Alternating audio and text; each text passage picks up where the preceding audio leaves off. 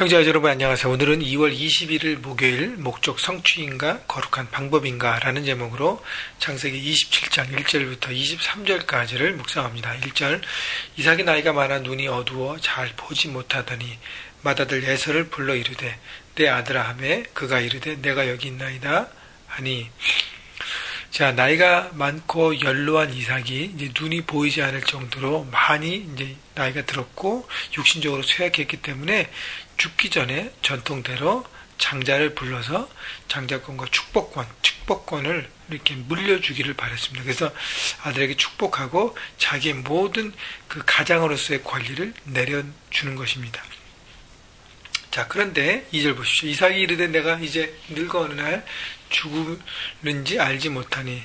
3절 그런즉 내 기구 곧 화살통과 활을 가지고 들에 가서 나를 위하여 찬양하여 내가 즐기는 별미를 만들어 내게로 가져와서 먹게 하여 내가 죽기 전에 내 마음껏 내게 축복하게 하라.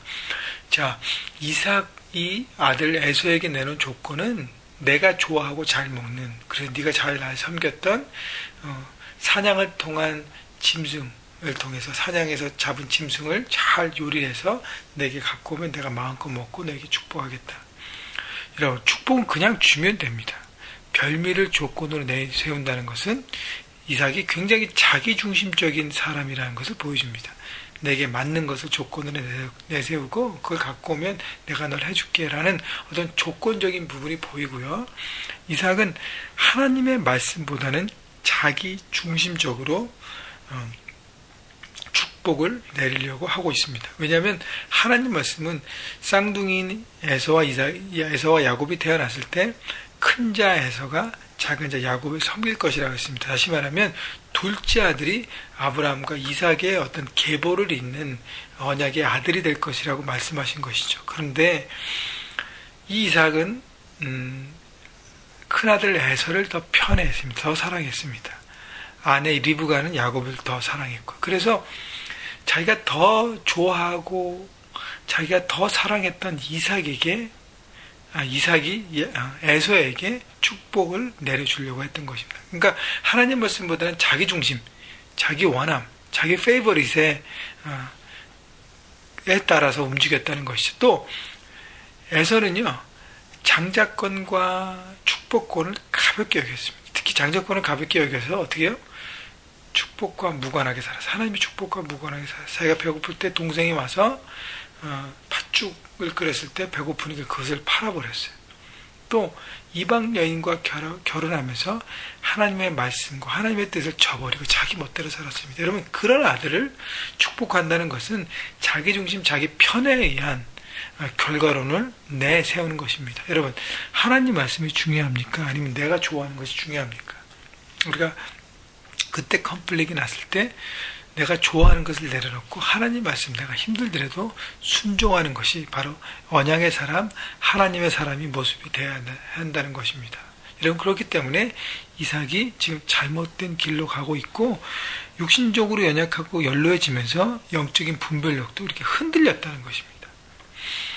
자, 5절 이삭이 그의 아들 에서에게 말할 때 리브가가 들었더니 에서가 사냥하러 들어오려고 들러 나가매 리브가가 그의 아들 야곱에게 말하여 이르되 내 아버지가 내 형 에서에게 말씀하신 것을 내가 들으니 이르시기를 하면서, 자, 에서가 아버지의 말씀을 듣고 들러 사냥하러 나간 사이에 그 얘기를 모두 들었던 리브가가 둘째 야곱을 불러서 네 아빠가 지금 에서에게 사냥을 하라 그러고 사냥감을 갖고 와서 별미에서 갖고 오면 마음껏 축복하려고 한다.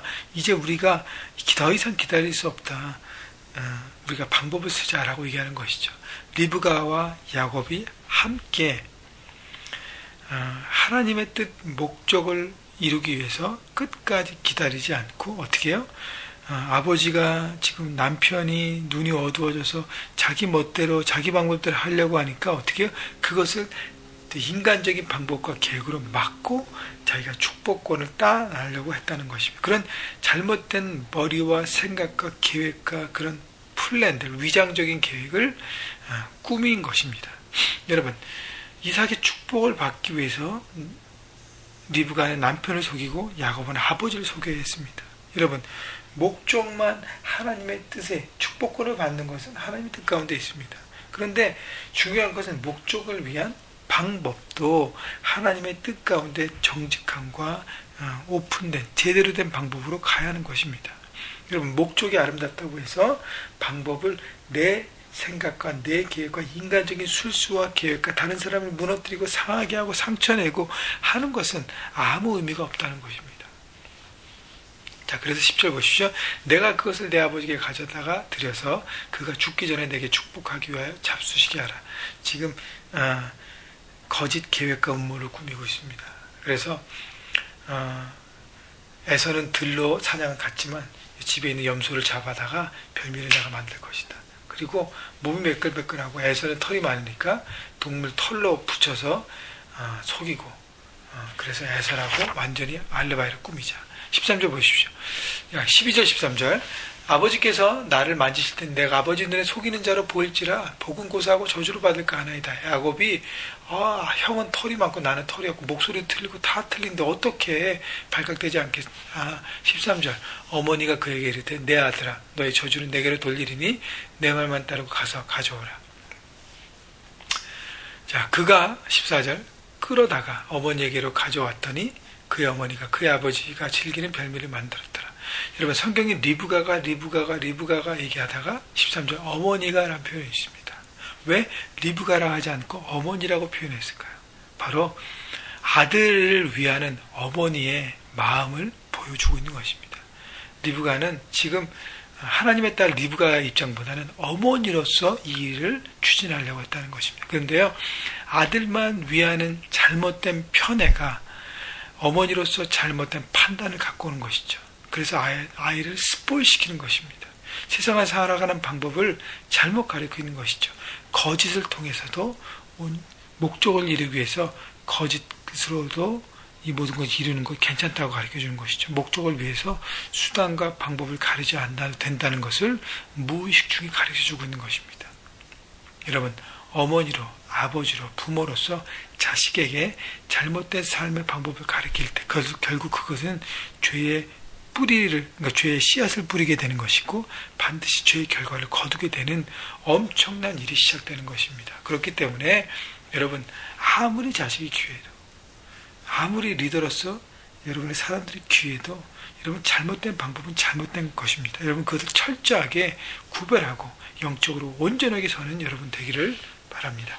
네, 그래서 모든 걸 다 꾸몄어요. 그래서 야곱이 음식을 가지고 몸에 털을 붙이고 아버지한테 갑니다. 19절 야곱이 아버지에게 대답하되 나는 아버지의 맏아들 에서로소이다.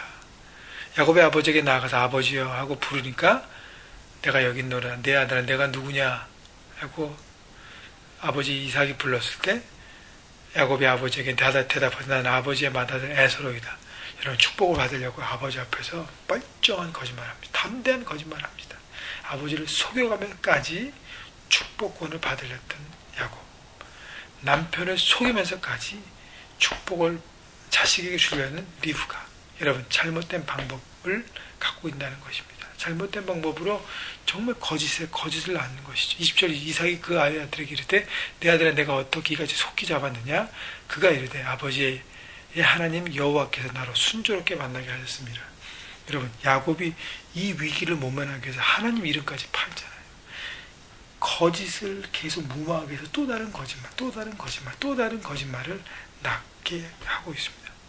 여러분, 죄악은요 점진성과 확산성이기 때문에 뿌리면요 확 퍼지는 것입니다. 21절 이삭이 야곱에게 이르되 내 아들아 가까이 오라. 내가 과연 내 아들 에서인지 아닌지 내가 너를 만져보려 하노라. 자, 이삭의 분별력이 나오는데 21절 야곱이 그 아버지 이삭에게 가까이 가니 이삭이 만지며 이르되 음성은 야곱의 음성이나 손은 에서의 손이로다 하며 23절 그의 손이 형 에서의 손과 같이 털이 있으므로 분별하지 못하고 축복하였더라. 자, 분별하지 못했던 단어가 좀 중요합니다. 여러분, 이삭은요 짐승의 털을 만지고도 사람의 털이라고 분별하지 못할 정도였습니다. 그만큼 육적으로 눈이 얻은 것뿐 아니라 감각도 얻었고, 다시 말하면 영적인 눈이 어두워져 갔습니다. 그래서 분별력이 떨어진 거예요. 여러분, 분별력이 떨어졌기 때문에 분명히 하나님 말씀은 동생이 리더가 된다 그랬는데 형을 리더로 시키는 잘못된 생각을 갖고 이를 추진했습니다. 여러분, 그렇기 때문에 결국 자식들이 야곱이 거짓을 꾸미게 되고 부인이 거짓을 꾸미게 되는 어떤 집안이 풍지박산 나는 것이죠. 영적인 기준에서 볼 때. 여러분, 그렇기 때문에 이삭은 자기 앞에 선 아들이 누구인지도 정확히 분별할 수 없는 영적인 어두운 가운데 살고 있었다는 것입니다. 여러분, 아버지가 리더가 영적으로 흐리고 어두우면요, 그 가정은 무너집니다. 여러분, 리더가 영적으로 어둡고 흐려지면 그 공동체는 무너지게 되어 있습니다. 여러분, 아버지로, 어머니로, 남편으로, 아내로, 여러분 직장의 오너로, 매니저로, 여러분 자기 위치에서 내가 영적으로 견고하게 서야겠다는 여러분 믿음과 확신을 가지고 서지 않으면 결국 여러분이 속해 있는 것이 무너지기 때문에 여러분 날선 검처럼 여러분의 영적인 말씀의 검을 가시고요. 묵상을 통해서 기도를 통해서 늘 깨어있기를 주님의 이름으로 축원합니다. 여러분, 그렇기 때문에 여러분 부모로서 올바른 것을 가르쳐야 되고요. 여러분, 아무리 목적이 선할지라도 방법이 잘못되면 그것은 잘못된 것입니다. 죄는 반드시 또 다른 죄를 낳게 되는 것을 여러분 깨달으시고, 여러분 이런 거짓의 결과가 어떻게 집안이 공동체가 무너지는지 계속 보겠습니다. 여러분, 그렇기 때문에 오늘도 선한 방법으로 선한 목적을 가지고 최선을 다해서, 그것이 때로는 내 생각보다 느려지고 더뎌질지라도 끝까지 기다리며 승리하시는 여러분 모두가 되시기를 주님의 이름으로 축원합니다.